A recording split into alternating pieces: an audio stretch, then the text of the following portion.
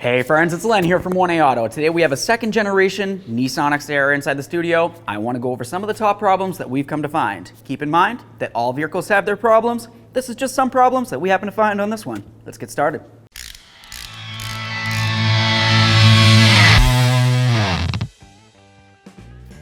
Now for our first problem, we're going to talk about a fuel level sensor issue on this. Typically what it comes down to for symptoms is you would happen to notice maybe you go and fill up at the fueling station and you notice that the fuel gauge doesn't necessarily go all the way up into full. Maybe it sits 3/4, halfway, maybe it comes up a little bit, goes down, just does whatever it wants really, especially while you're driving. Obviously this is going to be a very big symptom. Something else that you might happen to notice might be a check engine light. That check engine light might come up saying something along the lines of a P0463. Essentially if that comes up, it's basically going to mean that you have an issue with your fuel level sensor. I have a fuel pump in my hand, and no, it's not the one for this truck, it's probably completely different, but it does have a fuel level sensor in here that you can take a look at. Essentially the way that the fuel level sensor is supposed to work is as you fill up your fuel tank, this little bobble right here, or float, is supposed to come up. And then of course it's going to complete a circuit right along here. This is going to be where electrical current's going to go through, and it's going to let the vehicle know exactly how much fuel you have. If that level sensor isn't functioning properly and not sending the proper reading, your fuel tank might be full, but the gauge might be reading very low. If this is the issue, typically what you're going to have to do is go ahead and get inside of that fuel tank, and you're going to have to either replace just the fuel level sensor, which is going to be very difficult, or of course you can replace the whole sending unit as a whole assembly. Now for our second problem on this, we're going to talk about faulty transmission coolers. On these particular trucks, they're going to have a transmission cooler that's located inside of the radiator. Once again, this is not a part for this particular truck, it's just something I have in my hand so you can see. On the side of the radiator, you're going to find that you have an area where the lines are supposed to go into. And on the inside, what you're going to find is something that looks a lot like this. Like I said, this isn't the exact part, so don't hold me to it. Essentially, what's supposed to happen is transmission fluid is supposed to come inside one of the ports. It's going to travel through this area right here, and it's supposed to help the transmission fluid get up to the proper operating temperature. Essentially, what could happen is as this goes faulty inside the radiator, where your coolant's all going to be inside this black area here, it's going to create an area where coolant is going to be able to force its way inside your transmission system. Essentially, as your coolant gets hot, the fluid's going to expand. That's what always happens with any type of fluid when it gets hot. It's going to force its way inside wherever the discrepancy might be inside this cooler. It's going to make its way inside that tranny line, and then of course into the transmission. As it makes its way into the transmission, what could happen is you're going to have coolant mixing with your transmission fluid, or ATF, and then of course it's going to cause a couple different symptoms. Things that you might happen to notice for symptoms for this might be slipping when you're trying to drive down the road. Maybe you try to accelerate from a stop, or even you're just driving down the road and it seems as though the transmission just kind of slips when it seems like it's supposed to be shifting gears. This can be very scary and of course very dangerous if you're trying to pull out into traffic. Something else you might happen to notice would be located right underneath the hood over here. This is where your coolant overflow is going to be. This is a completely pressurized system. If you were to carefully open this up, assuming it's not hot, and look inside and you had this issue, you might see something milky and kind of pink inside there. It's kind of like a little strawberry milkshake. If you see something like that, that means that you have transmission fluid mixing with your coolant, or vice versa, and of course this is very bad. Transmission fluid tends to swell rubber. If you have O-rings or anything like that that's inside your system, that's going to be an issue. Coolant is of course going to cause issue with the belts that are located inside of your automatic transmission. This is going to be another major issue because if your belts get swollen or they get damaged in any way, of course you're going to have an issue.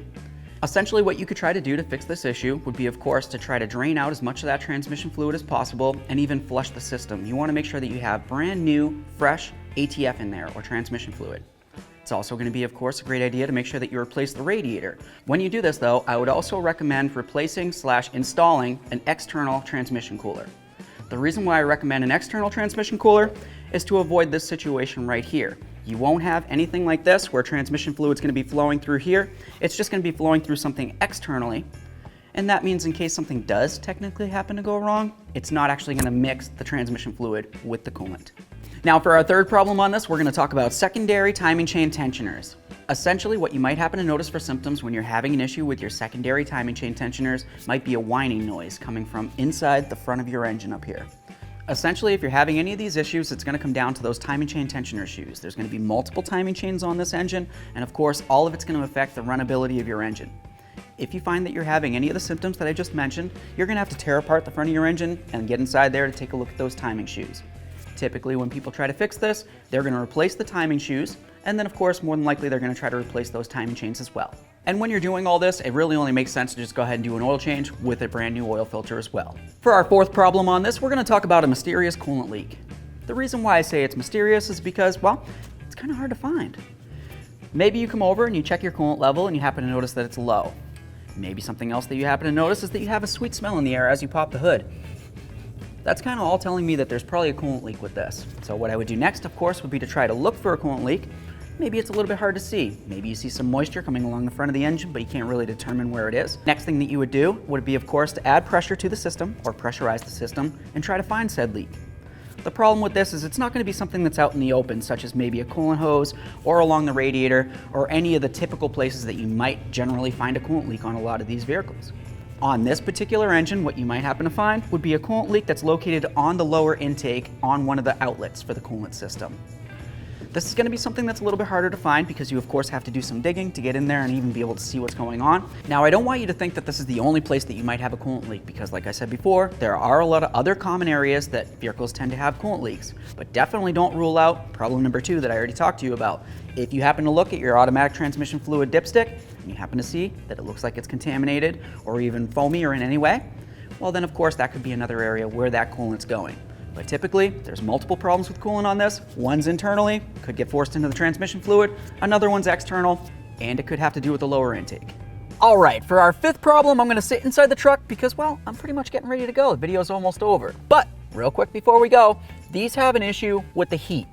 Essentially what I mean by that is you go ahead and you turn on your blower motor, and yeah, it blows out air like it's supposed to, but for some reason, it's just not blowing out heat, even after the vehicle's been warmed up or even after you've been driving it for a while. Typically when this happens, it's going to be when you're sitting still or idling.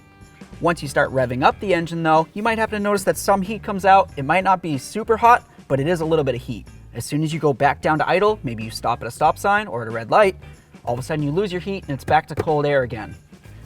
Typically when any of these symptoms happen, it's because there's going to be air inside the cooling system. Even if it's just a little tiny bit of air circulating through the cooling system, if it gets stuck inside your heater core, which is going to be located behind your dash area, it's not something that's easily accessible, and you especially can't see the inside of it. Essentially, it looks kind of like a little radiator. But anyways, if an air bubble gets stuck inside there, that air bubble isn't going to be able to get as hot or as temperate as the coolant that's supposed to be flowing through it. If it gets stuck inside there, of course, that's going to cause an area where the blower motor is blowing air through, but the area that it's blowing through isn't necessarily as hot as what it's supposed to be, and that's why you're not getting any warm air. As you rev it up, it's going to circulate that coolant a little bit more, the air is going to get warm, you start idling it back down, the air is going to get stuck inside there again, and you're going to have the same issue. Generally when this happens, it could be because you have a coolant leak someplace, so you're going to want to make sure that you don't have a coolant leak, and if you do, you need to fix it. After that, you'd want to flush out the system and make sure that there's no air inside there. You need to kind of bleed out the air. Any air bubble, like I said, is going to cause an issue. An easy way to go ahead and bleed this out, in all honesty, is to go ahead and chalk those rear wheels, use your emergency brake, and of course be in park. You're going to want to jack up the front of the car, and as this is up, it's going to make it so all the air bubbles, of course, rise to the top of the fluid, and that's going to be up in the front where the radiator is. Once this happens, of course, you can burp out any air that's inside the system, and you should be good to go. Okay, friends, so hopefully you learned a little something along the way in this video. Like I said, every vehicle has its own problems. These are just some that we've come to find along the way. If you like the video, smash on the like button for me. Of course, subscribe and ring the bell. That way there you can be kept up with all of our latest content. Thanks.